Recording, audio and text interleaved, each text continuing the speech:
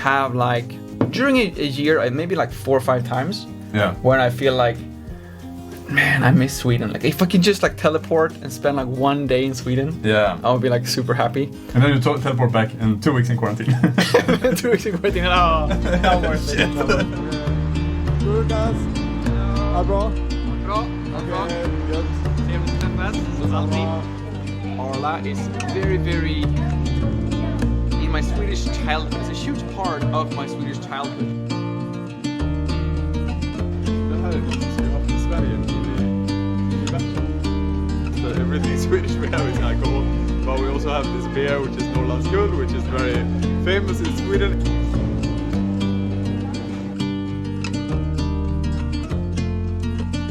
Hello everyone, I am here in the studio of Lukas actually, in your studio. I was really happy Welcome. to... Välkommen. Tack så mycket, gud alltså schysst att komma hit. Jag har sett fram emot att se hur det ser ut på riktigt liksom. I looked in your videos and I saw it looks really... I thought it was bigger. That's what they all say. It's like a closet. I feel like Harry Potter. The Harry Potter studio. But As long as we keep the illusion alive on this side of the camera, it looks quite nice. Yeah, I think so. When you come to Taiwan, it's such a... I'm sure you had this experience too. Like it's so many like new exciting things, you know. Every day like you're going to 7-Eleven, it's like wow, everything is new. Like you buy a rice triangle and you get blown away, you know. And then you stay here longer and you try more and more things, but after a while there's not so many new things happening, you know. Yeah. After 8 years, how do you find like happiness in your everyday life? Okay, it's like locking myself into a closet and not having to see anyone. That's my happy place right here. Yeah. My Swedish happy place, my little closet studio where only a selective few are being allowed. Yeah. As soon as I step outside in Taiwan, I feel an extreme happiness. Okay. The reason for that is just like the first second of heat. Yeah. And it's just because like you get reminded that you're not in Sweden. Yeah. Just because the normal Taiwan heat is just like we never have that heat in Sweden. Yeah. So like you open the door, you take like one step, and you just feel like in the Swedish sauna, you know. Yeah. It's so hot.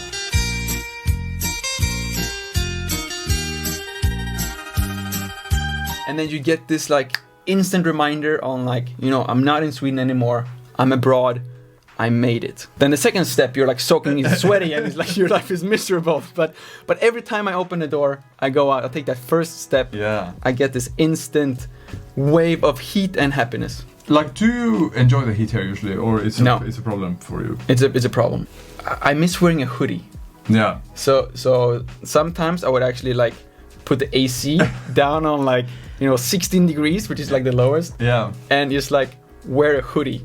You know, there are like a few things you can say to really trigger Taiwanese. Oh, yeah? One is like, I turn on the AC when I don't need it. Like if I use the AC in a room, I am not. Or what you say, like turn on the AC too low. Like there's gonna be a lot of Taiwanese now watching this video, and they are like deeply triggered by this. Like no, the AC, because the whole, you know, when they're kids, their parents always say no, turn off the AC. Because I had it with my wife too. Like I put on the AC and she go and turn it off, and I put it on, and I say like, I can pay the bill. It's worth it for me to pay 100 Taiwanese extra for this evening to be really cold, and I can feel cold and I can be happy. For sure. And I can give her the money. Like it's okay. I can pay for this. It's worth it for me. And she cannot at all accept any overuse. I mean, I agree. It's not the best thing for the environment either. I can pay 100 Taiwanese dollar and I can plant a tree.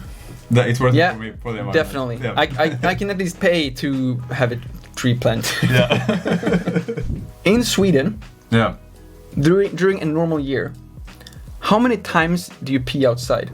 You can take away the winter month. No, you still pee outside. You still pee outside in the winter month. Yeah, you still do it.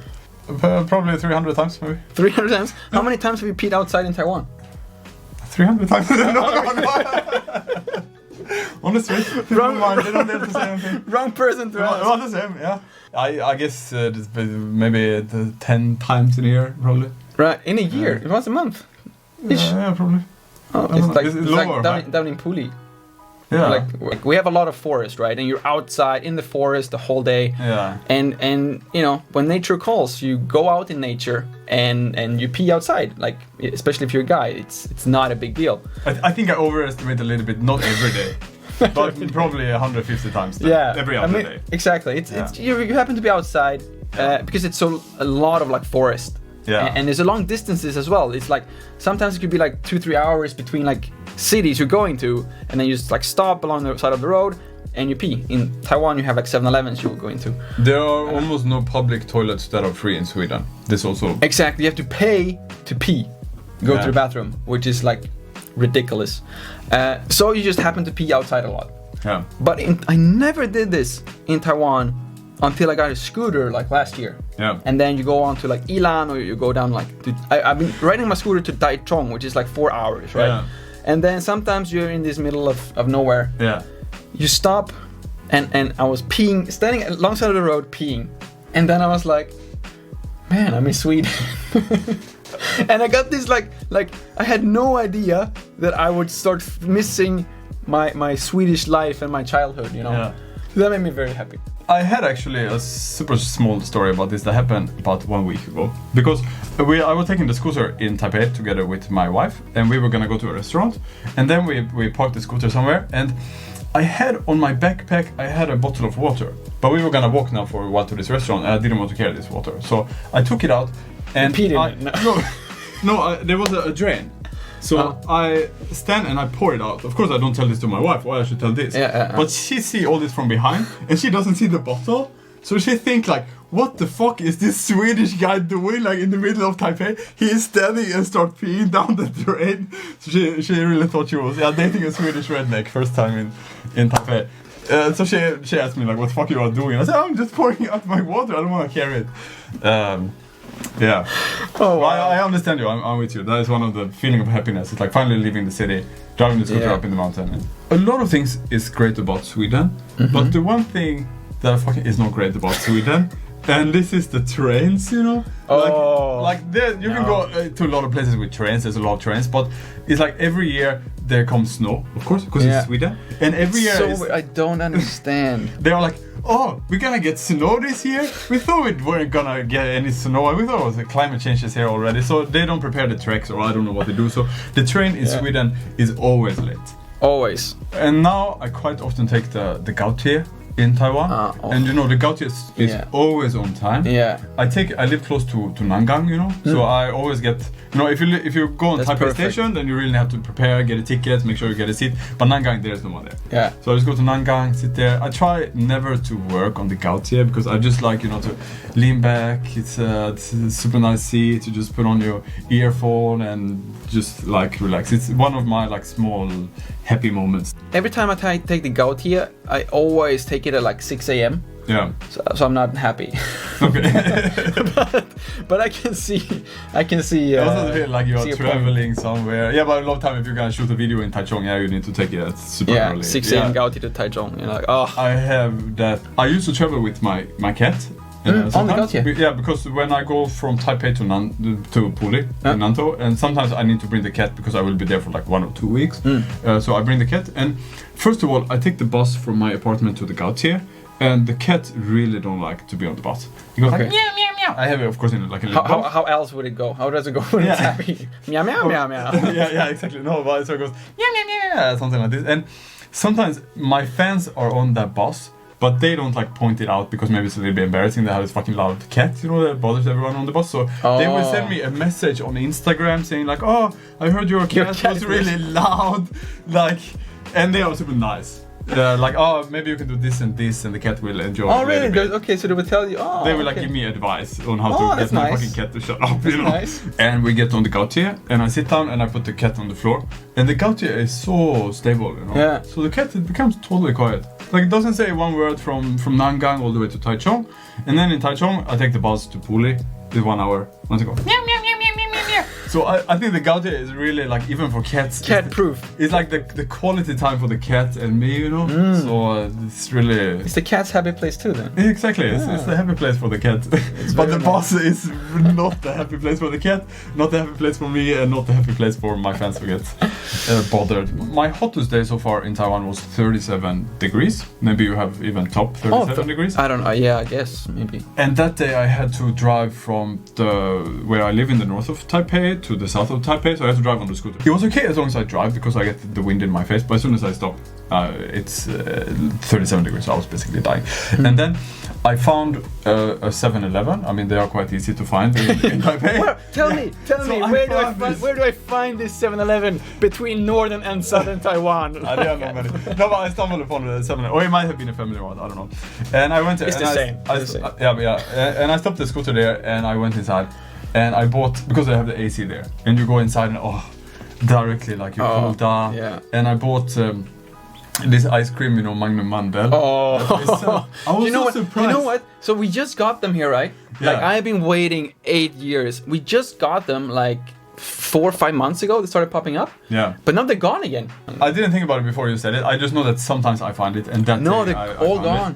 Yeah. And I thought also, at least before, that this was like a Swedish brand, but I don't really think so, right? No, yeah, of course. I mean, maybe not now. Yeah. Because all the world has like bought up Sweden. Yeah. When we grew up, it was.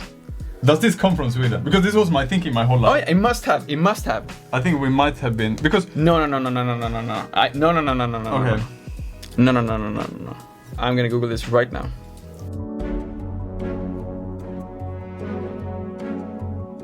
Belgian. What? What? Your childhood was a lie, man.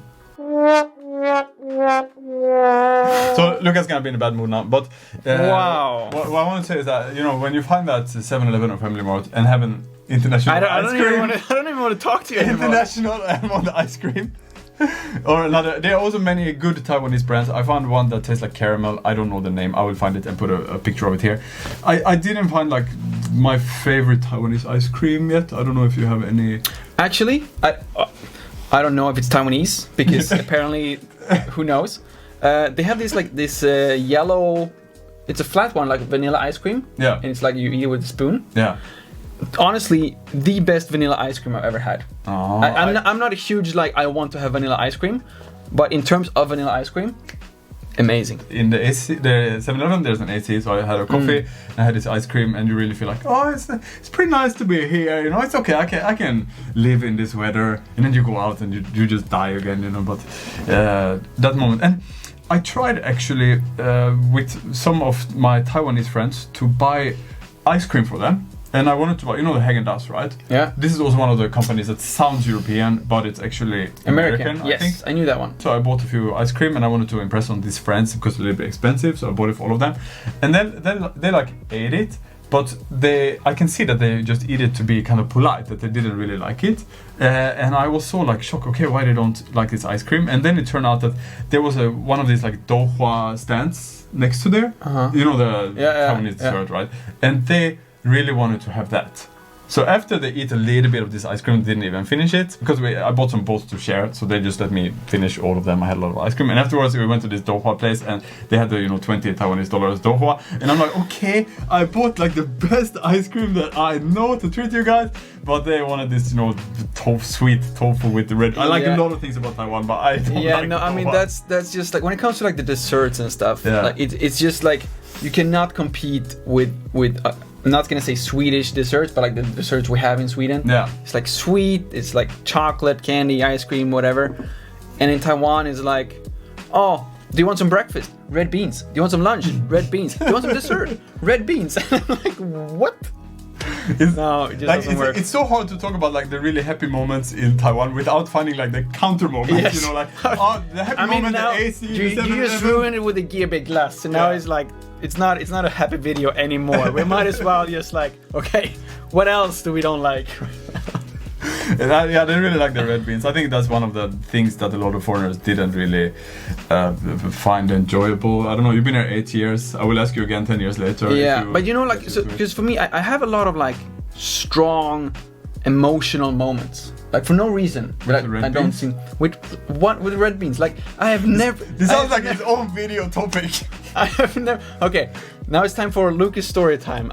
Like the most disappointing I've ever been. Like my first week in Taiwan, and I got treated this like dessert, which looks like amazing. It was like a 3-layer little like chocolate cake, and you're opening it up. And you're just taking like this huge piece of this delicious chocolate. Yeah.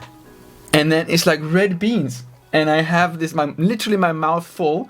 And it's like 4 or 5 exchange student Taiwanese friends, my classmates, who is just like so excited. Oh my god, like how do you like our food? And I was like, like is this chocolate bad, or like what is this? I never had sweet red bean dessert before, and I didn't know what it was, and I literally thought it was like bad rotten chocolate, you know, because which would have been better. Which would have been better if I could choose. If I could choose, I would have had that. Yeah. Okay. So it was really interesting to hear your and I see a lot of similarities. Yeah. I see a lot. I think we have the similar problems and kind of the similar solutions to how like we deal with the life here, and it's also gonna be interesting to see the longer time we live here, you know, how this kind of changed. Yeah, and now I put the link to your channel also down there in the description, and thank you so much to come here to my or I came to your studio. And thank you for inviting me. Thanks since you're using my closet here. In Sweden, we like to invite ourselves to others' place and come and have a coffee. So thank you so much for letting me shoot this video in your studio. Welcome anytime. And yeah, I'll see you all next time. Bye bye. Bye bye.